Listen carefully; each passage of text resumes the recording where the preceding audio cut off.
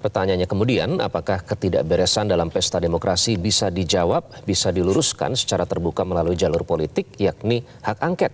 Kita akan membahasnya dengan anggota Dewan Pakar Timnas Amin, Refli Harun. Bang Refli, selamat pagi. Selamat pagi, Bang Refli. Audinya boleh dibuka? Selamat pagi, Iqbal. Selamat pagi. Oke, semoga selalu sehat ya, Bang Refli. Kemudian ada pakar komunikasi politik, Pak Anang Sujoko. Pak Anang, selamat pagi. Baik, nanti kami akan kembali mencoba menghubungi Pak Anang, namun saya ingin ke Bang Refli. Berarti Bang Refli, Koalisi Perubahan kemarin kan sudah mengeluarkan pernyataan bersikap lebih maju, istilahnya sudah menyatakan siap mendukung bergulirnya usulan hak angket ini. Nah, apalagi sekarang yang ditunggu, Bang Refli? Yang ditunggu adalah sikap PDIP dan Megawati. Karena kalau PDIP tidak mendukung hak angket, maka hak angket ini tidak bisa diterima. Karena minoritas kan, kalau hanya mengandalkan Koalisi Perubahan cuma 167 kursi, masih minoritas. Tapi kalau ditambah PDIP dan P3, nah itu jumlahnya 314, sudah minoritas karena melawan 261. Jadi soal hitungan-hitungan angka saja, tentu Koalisi Perubahan tidak bisa maju sendiri. Nah, cuma masalahnya, paradoksnya adalah hak angket ini digulirkan oleh Capres 03, tapi justru sekarang sedang menunggu sikap dari PDI Perjuangan yang merupakan partai pendukung 03. Ini yang menurut saya kita harus tunggu dan sekaligus paradoks gitu.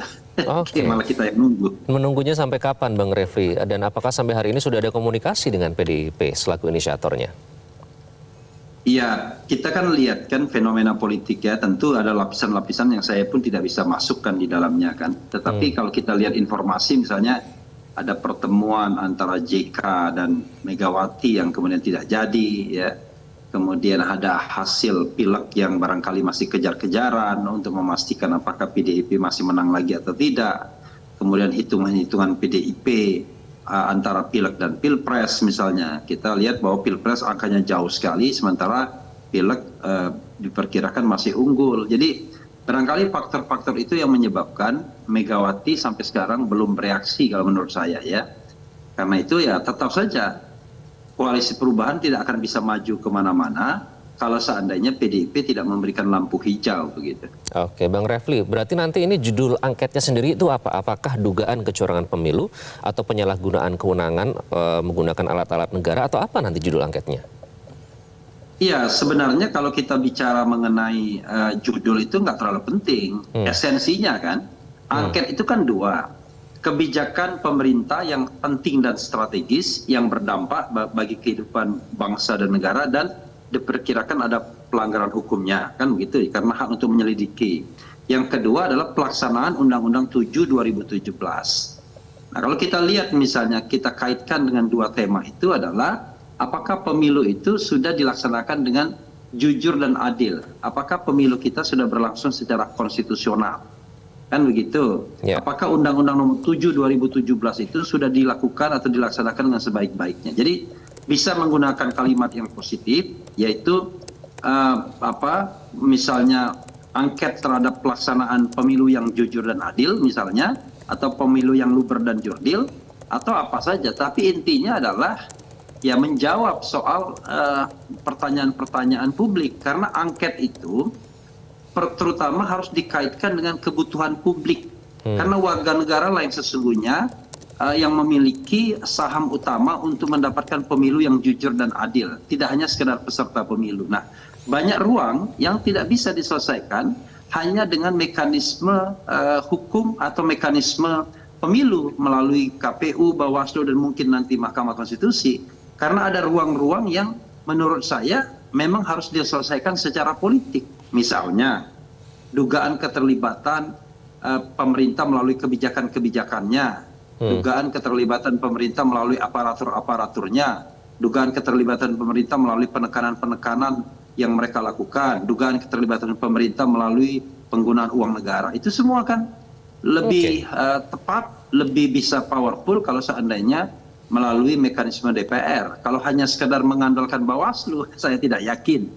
Mengandalkan MK, ruang MK terbatas untuk kemudian memanggil pihak-pihak yang diduga terlibat tersebut. Jadi hak angket menurut saya jauh lebih punya gigi lebih punya room yang lebih lama, lebih luas untuk mengungkap ini semua. Sekali lagi, hak untuk mendapatkan pemilu yang jujur dan adil itu adalah hak warga negara yang paling utama. Jadi bukan hanya soal paslon 1, paslon 2, atau paslon 3. Nanti kita akan bahas lebih lanjut soal kepercayaan publik terhadap lembaga Bawaslu dan juga KPU.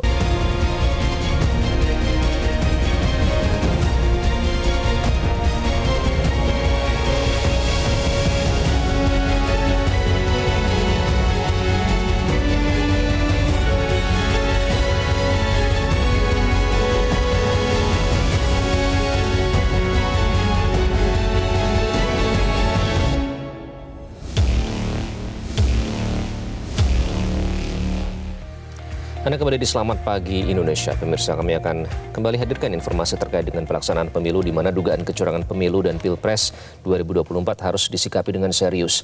Di akar rumput, gerakan masyarakat sipil semakin masif seolah tidak sabar menantikan hak angket segera bergulir di DPR untuk membuktikan adanya penyimpangan pemilu oleh penyelenggara pemilu maupun pemerintah.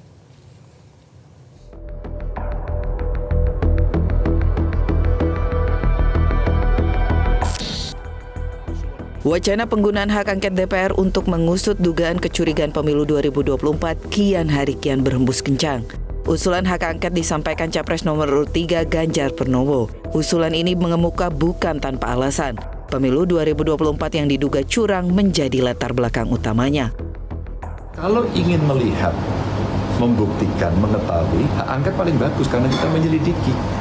Itulah yang kemudian saya usulkan waktu itu. Di bawahnya interpelasi. Minimum sebenarnya Komisi 2 memanggil penyelenggara pemilu apa yang terjadi.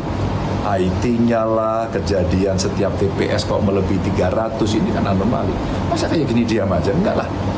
Mestinya DPR segera ambil sikap ini, undang penyelenggara pemilu, undang para pakar, undang masyarakat, sehingga mereka akan bisa menyampaikan. Merespon usulan Ganjar, calon presiden nomor urut 1 Anies Baswedan pun menyambut dan mendukung usulan tersebut. Jadi siap, saya memandang dengan adanya inisiatif angket, proses di DPR bisa berjalan. Kami siap dengan data-datanya dan di bawah kepemimpinan fraksi terbesar, maka proses DPR bisa berjalan. Saya yakin Partai Koalisi Perubahan siap. Tak bisa dibantah, gerakan rakyat menggugat pemilu 2024 dan aksi lawan pemilu curang makin menggembang. Tak hanya di ibu kota Jakarta, namun di sejumlah daerah. Ketidakpercayaan publik terhadap hasil pemilu bisa saja menguat dan rentan terhadap kemarahan massa yang bisa saja berujung rusuh. Hal ini tentu saja bisa dihindari secara dini jika hak angket bisa bergulir di parlemen untuk membuktikan benar tidaknya telah terjadi kecurangan dalam pemilu dan Pilpres 2024. Kalau memang tidak ada soal, kan bagus mereka menghilangkan kecurigaan. Kita usah khawatir bagi yang menuntut kalau hasilnya bagaimana. Itu kan juga baik. Jadi tak usah kita juga apa-apa. Kalau memang tidak ada apa-apa, ya jalan aja, jangan khawatir. Ya kan? Jadi kalau memang tidak apa-apa, hanya menjadi klarifikasi. Terkecuali kalau ada apa-apa, jadi orang takut biasanya. Maka secara aturan di negara ini, tempat terakhir ya hak angket itu aja. Kalau itu nggak bisa ya terpaksa parlemen jalanan nanti yang bekerja. Kan sayang kalau pakai parlemen jalanan, bisa terjadi kacauan dan sebagainya. Tapi kalau hak angket ini berjalan, ini kan kita lihat saja nanti, kan gitu. Jadi kebenaran mana yang benar-benar saja. Namun Ketua Umum Demokrat Agus Harimurti Yudhoyono menilai tidak melihat adanya urgensi terkait usulan hak angket untuk mengusut dugaan kecurangan pemilu 2024. AHY juga tidak melihat keanehan kemenangan dari Prabowo Gibran dan selisih suara yang cukup jauh. Saya tidak melihat ada urgensi ke sana. Bukan hanya karena Demokrat saat ini adalah bagian dari pemerintahan, tetapi juga saya melihat bahwa walaupun sekali kita menghormati, penghitungan masih berlangsung ya, bagaimanapun kita menunggu secara formal dan resmi oleh KPU, tetapi bisa dilihat secara rasional juga hasil penghitungan sementara terkait dengan Pilpres ini sudah menempatkan pasangan 02 Prabowo Gibran sebagai kandidat yang unggul dan jauh, unggulnya marginnya besar. Sementara Presiden Joko Widodo menyebut hak angket sebagai bagian dalam demokrasi. Pemilu ke DPR gimana respon Pak Presiden? Ya itu hak demokrasi, nggak apa-apa. Hasil pemilu harus benar-benar bisa dipercaya dan diakui oleh seluruh rakyat Indonesia. Meski tidak akan mampu mengubah putusan KPU dan MK terkait dengan hasil pemilu dan pilpres, namun hak angket untuk membuktikan kecurangan pemilu 2024 sangat urgen untuk dilakukan. Tim Liputan, Metro TV. Jelajahi cara baru mendapatkan informasi. Download Metro TV Extend sekarang.